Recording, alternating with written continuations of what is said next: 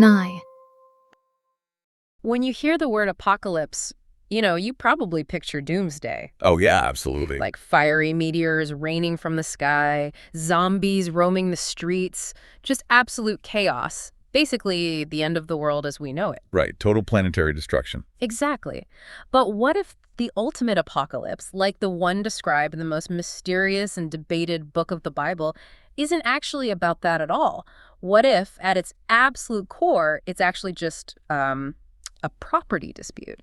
I mean, it sounds like a really strange premise when you phrase it that way. It does, right? Yeah, but if you look at the text legally, based on the sources we have, that is the exact framework being used. You are literally looking at the ultimate cosmic real estate transaction. Which is just wild to think about. It really is.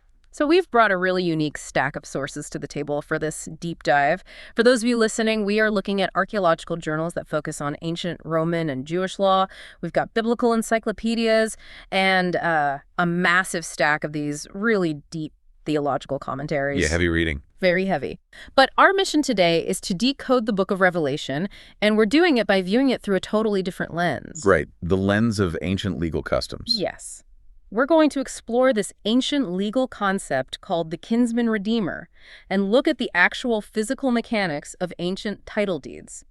We really want to understand exactly how these theological texts argue that Christ, who is symbolized as a lamb, legally inherits the universe. And, looking at it this way completely transforms the text. How so? Well, if you can understand the mechanics of these ancient contracts, Revelation stops being this terrifying, chaotic book of, multi-headed beasts and dragons. Right, which is what everyone focuses on. Exactly. But instead, it reveals itself as a profound, meticulously structured legal rescue mission. Okay, let's unpack this. Because before we even look at this idea of a universal title deed, we really have to correct our definition of the word apocalypse. We do. Hollywood has really done a number on that word for you and me. Yeah, we just use it to describe, the collapse of civilization. We do, but we are entirely misusing the original language there. Right. In our modern vocabulary, apocalyptic just means a catastrophe. Right. But if we look at the original Greek root of the word, which is apocalypsis, it has absolutely nothing to do with destruction. Wait, really? Nothing at all? Nothing. The literal translation is to uncover, to unveil, or to reveal. So it's just pulling back a curtain on something that was already there but hidden. That is the exact translation, yeah. Yeah. In fact, the very first word of the book of Revelation in the original Greek manuscript is apocalypsis. Wow. Yeah, the book is literally calling itself a revealing. Mm. And understanding that leads us directly into the central drama of the book. Okay, set the scene for us. So in Revelation chapter 5, the author, John, has a vision of a heavenly throne room. And he notes that God is holding something very specific in his right hand. And the right hand is important, right? Oh, definitely. Right. In the ancient world, the right hand is universally recognized as the hand of authority and power. Right, okay. And according to the text, he's holding a scroll, but the description is highly specific, which is what caught my eye. Yeah, it's very detailed. The text says it's written on the inside and on the back, and it is sealed with 7 seals. Now, I have to admit, for the longest time, I just pictured a magical, mystical movie prop. Like a glowing piece of paper or something. Exactly, just glowing magic.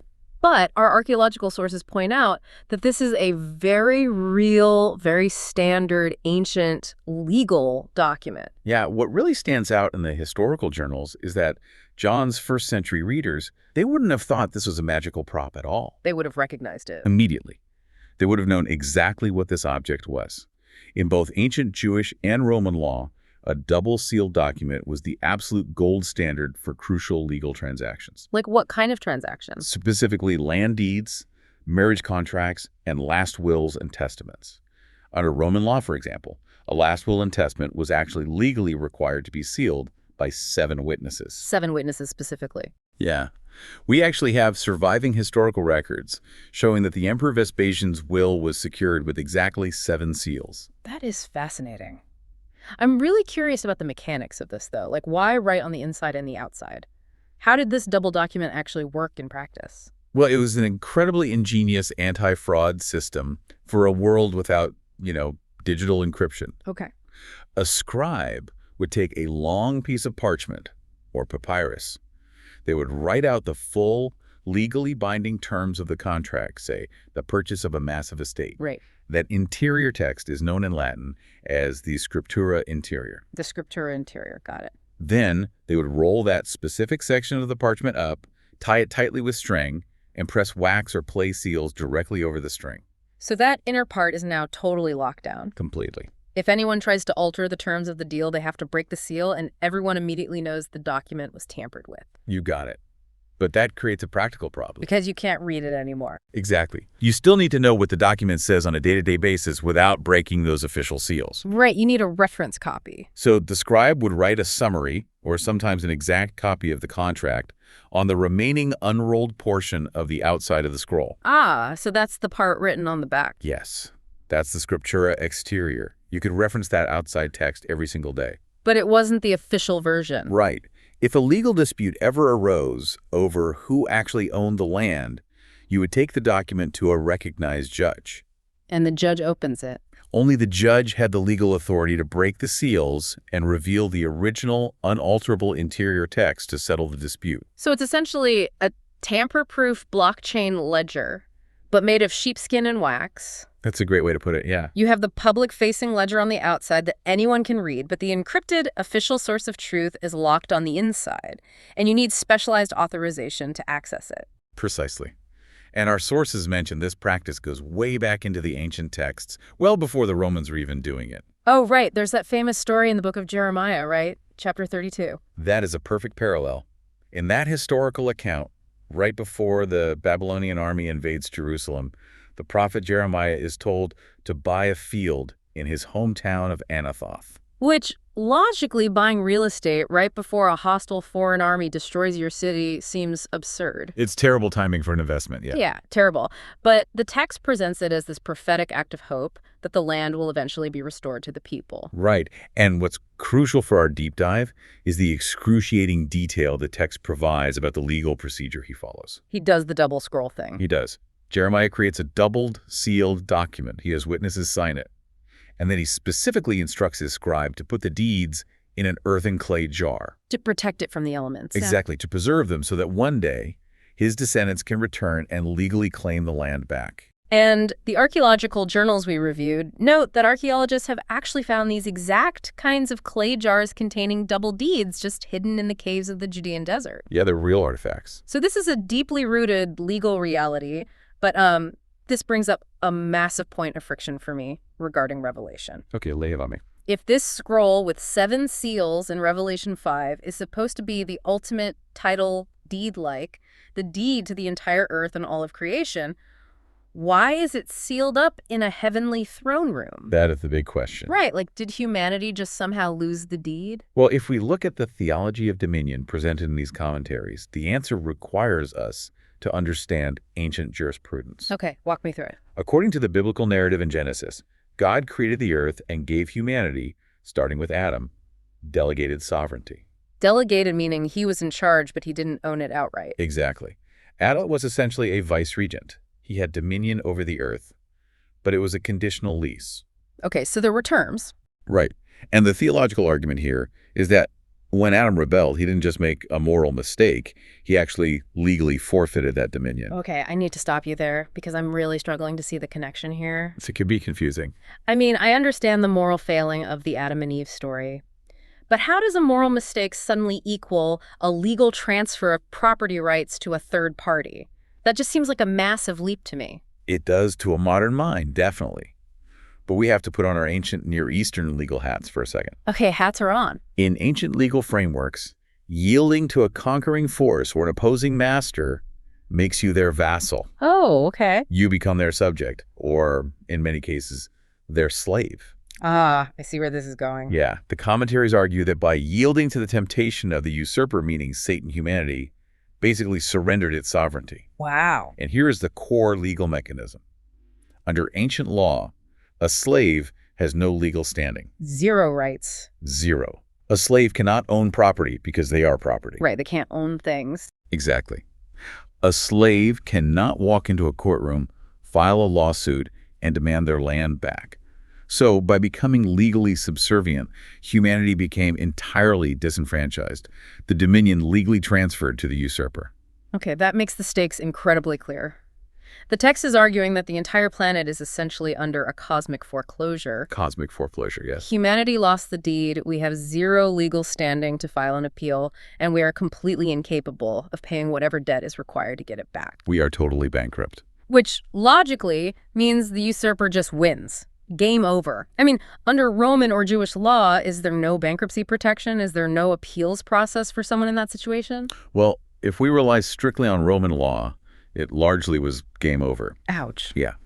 But the author of Revelation is drawing heavily on ancient Israelite property law here, specifically the provisions found in the book of Leviticus, chapter 25. Okay, what does Leviticus say? The theological framework there establishes a hard rule. The land ultimately belongs to God, which means it can never be sold permanently. Okay, so there's a safety net. There is. If an Israelite fell into terrible poverty and had to sell their ancestral land just to survive, or worse, if they had to sell themselves into debt slavery, they were not doomed forever. There was a way out. Yes. The legal code provided a very specific rescue mechanism. Enter the goal. Ah, the kinsman redeemer. Yes, exactly.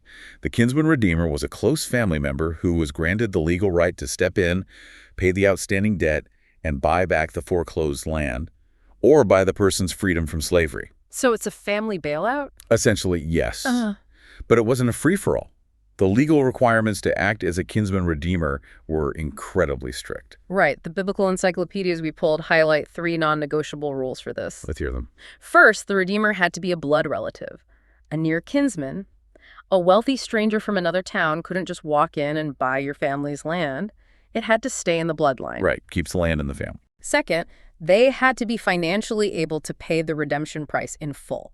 Like if your brother was just as broke as you were, he couldn't help. Obviously. And third, they had to be willing to pay it. You couldn't drag a rich uncle to court and force him to pay your debts. He had to volunteer. And if you want to see how this plays out in a real ancient courtroom setting, the sources point to the Book of Ruth as the ultimate case study for this. Oh, I love the Book of Ruth. It's a great story. It's perfect for this.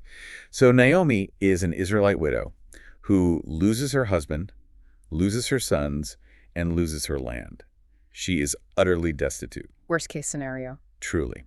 She returns to her hometown of Bethlehem with her Gentile daughter-in-law, Ruth. They have nothing, but they do have a wealthy relative named Boaz. But Boaz doesn't just hand them a bag of cash. There's a whole legal process he has to follow. There is. It's a highly formalized proceeding at the city gates, which functioned as the ancient courthouse. Right. So Boaz wants to redeem the land and marry Ruth, but there is actually another relative living in the town who is closer in blood to Naomi than Boaz is. Oh, so Boaz isn't first in line. Right. So Boaz summons this nearer kinsman and publicly offers him the right of first refusal to redeem the land. And the nearer kinsman initially says yes, right, because buying land at a discount is a great investment. He does say yes. Yeah. But then Boaz reveals the catch. There's always a catch. He informs the man that if he buys the land, he also has to marry Ruth, the widow, and raise up an heir in the name of her deceased husband so that the family line isn't wiped out. So it's not just a financial investment, it's a massive personal commitment. Exactly. And according to the text, the unnamed relative immediately backs out. He literally says, I cannot redeem it for myself lest I ruin my own inheritance. Wow. He realizes that taking on Naomi's destitute family will dilute his own estate. So he is legally a blood relative, and he is financially able, but he's fundamentally unwilling to take the personal loss. He strikes out on rule number 3. Exactly.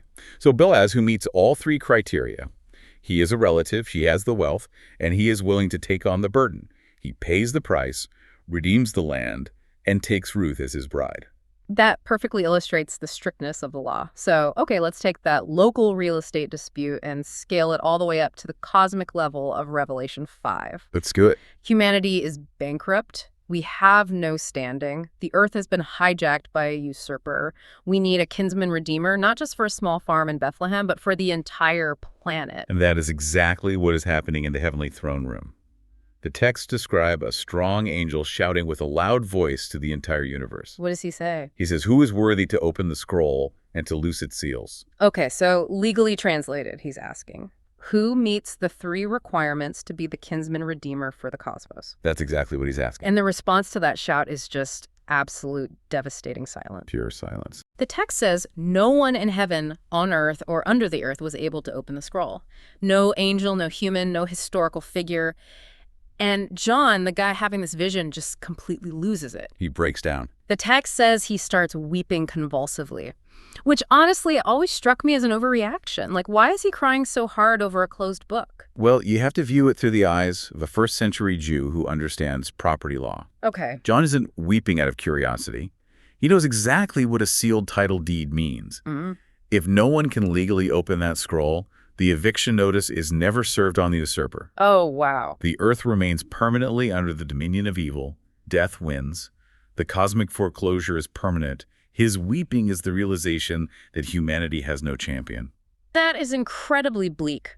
But then the narrative suddenly pivots. It does. An elder in the throne room taps John on the shoulder and says, "Stop weeping. Look, the Lion of the tribe of Judah, the Root of David, has prevailed to open the scroll." A very triumphant announcement. Very. So, John turns around. He's expecting to see a ferocious, conquering beast, right? A lion ready to tear the usurper to shreds and take the land back by force.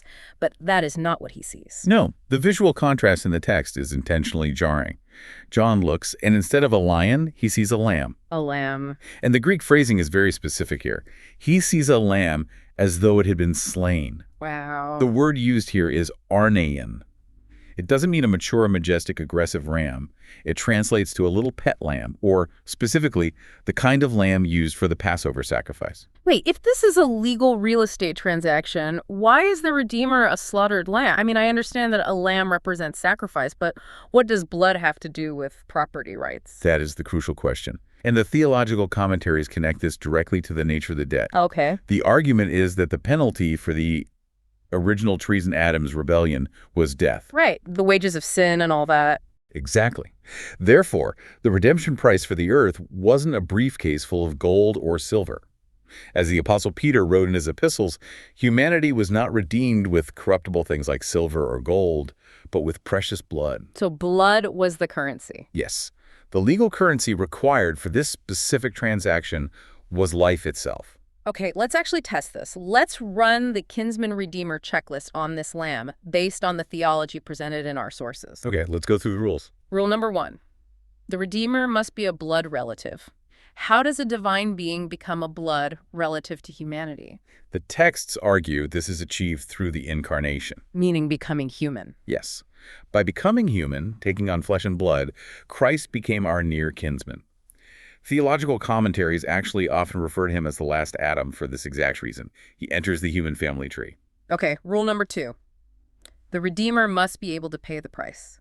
If the whole world is bankrupt and enslaved, how does he have the capital? The argument rests entirely on his sinlessness. Because he didn't owe the debt himself. Exactly. Because he lived a perfect life, he was the only human who did not owe the debt of sin. He was not legally a slave to the usurper. Ah, I see. Therefore, he alone possessed the infinite spiritual wealth, meaning, and untainted life required to pay the redemption price for everyone else. Which brings us to rule number 3. The Redeemer must be willing. I mean, the nearer kinsman in the book of Ruth backed out because it was too costly. Right. He wanted to protect his own estate. But the lamb does not back out. He voluntarily goes to the cross. He pays it willingly. Yes, he is not forced. He willingly lays down his life to pay the price. In this theological framework, the lamb perfectly and legally fulfills every single rigorous requirement of the ancient kinsman-redeemer laws. The irony of that imagery is just staggering to me. It's like you are waiting for a conquering general in a tank to break the siege, but the hero who steps forward is a medic who already gave his own life to save the troops. That is a brilliant analogy. He counters the usurper not by inflicting violence, but by absorbing it. It is the ultimate paradox of power in ancient literature, and yet the text is very careful to emphasize that this is not a symbol of weakness. It's not. No. Even though John sees a slain lamb, the description includes these bizarre details. The lamb has 7 horns and 7 eyes. Which sounds terrifying, honestly. Visually, yes. But in ancient Near Eastern symbolism, horns represent power and dominion.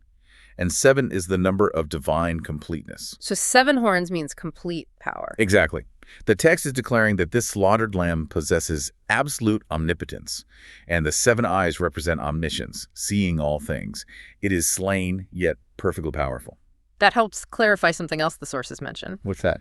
Well, the elder announces a lion, but John sees a lamb. The commentaries point out that these actually represent 2 different phases of the rescue mission. Oh yes, the 2 phases. The suffering lamb represents the first coming, the moment the legal price was paid in blood. The transaction is finished. But the reigning Lion of Judah represents the second coming. But why the delay? Like, why 2 phases? If the price is paid, why doesn't the lamb just take the deed and fix everything immediately? Because paying the legal price is only step 1. Think of a modern foreclosure. Okay.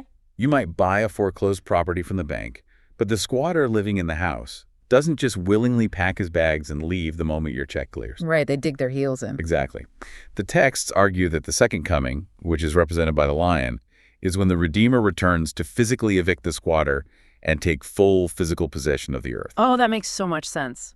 Yeah, as the subsequent chapters of Revelation unfold, the breaking of the 7 seals on that deed represents the judgments that act as that final, forceful eviction process. Okay, so to bring this all together for you listening, we started by looking at Revelation, a book that usually evokes pure panic and, like, doomsday prepping. For sure. But through the lens of ancient Roman and Jewish law, we've seen a completely different narrative. It is an incredibly precise, logically sound, legal drama. It really is. It's the story of a cosmic title deed, a humanity that lost its legal standing, and the desperate search for someone who holds the right qualifications to save us. It is entirely about the only kinsman redeemer qualified to step into that heavenly courtroom, pay the ultimate price in blood, and buy the universe back. And, when you view it that way, the reaction of the heavenly throne room makes total sense. What did they do? According to the text, when the Lamb finally takes that sealed scroll from the right hand of God, heaven absolutely erupts. Just massive celebration. Yes.